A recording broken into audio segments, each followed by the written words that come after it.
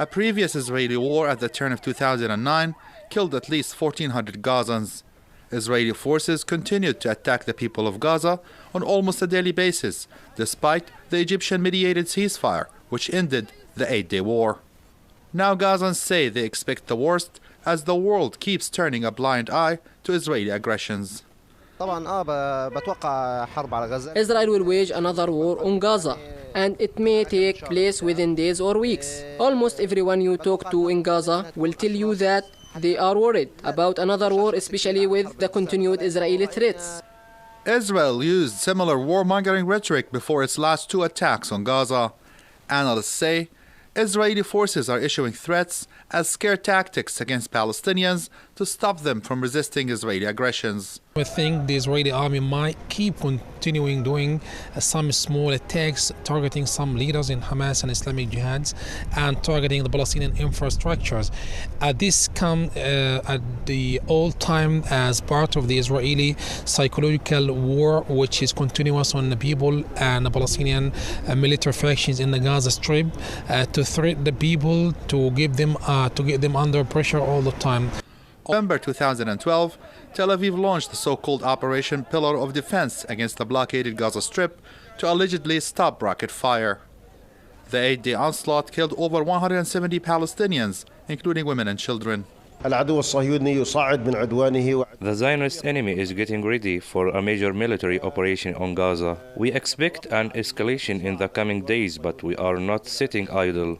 Our military wing has been training for another war, and it will not be a cakewalk for the Zionists when they come to confront our fighters.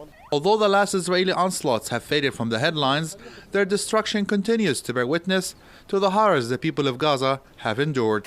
Well, Israel is facing the prospect of Syria-based militants attacking across its northern border with the backing of Assad's regime.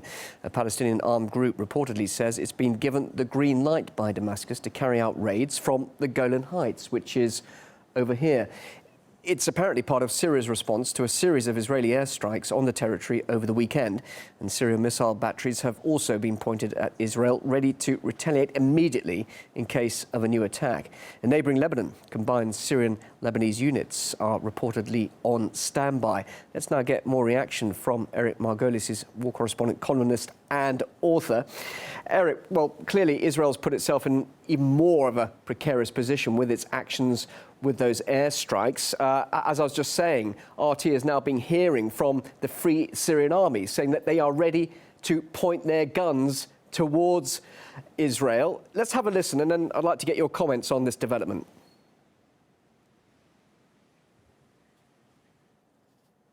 Of course, we won't side with the regime, but we won't side with Israel either, which is a traditional enemy of our country. But I want to stress that if Israeli strikes are aimed at destroying Syria's infrastructure, we will stand with the regime. If Israel's target is the Syrian people, we will stand with the regime. Is that the sort of response Israel was expecting from the Free Syrian Army, Eric?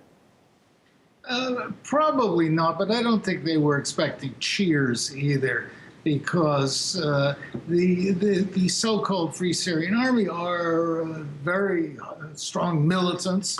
They're certainly very anti-Israel. In fact, they're more anti-Israel than the Syrian government people are. But these groups are just lightly armed Rambos running around. They pose absolutely no military threat to Israel at all. But one may have thought that those Israeli airstrikes would have helped the rebels.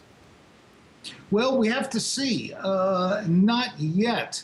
But do they mark the beginning of the mighty Israeli Air Force acting as the Air Force for the Syrian revolution?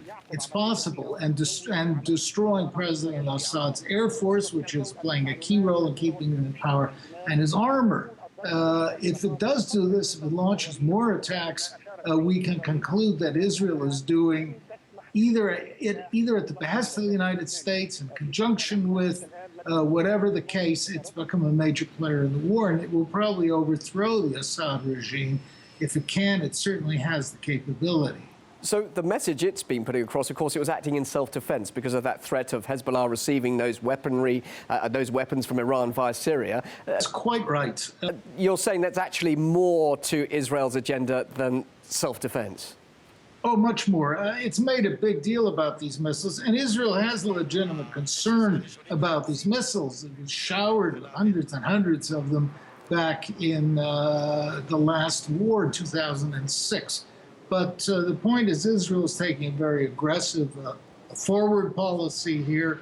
And this may mark either Israel's entry into the war in Syria or round 3 or 4 of Israel's attempt to crush the Hezbollah movement in Lebanon, because there's been a lot of open discussion about that. The war is certainly spilling over into Lebanon and into Iraq.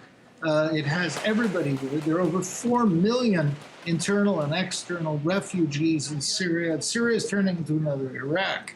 It's a terrible situation. I covered the Lebanese civil war that went on from 1975 to 2000, and I'm sorry, to 1990.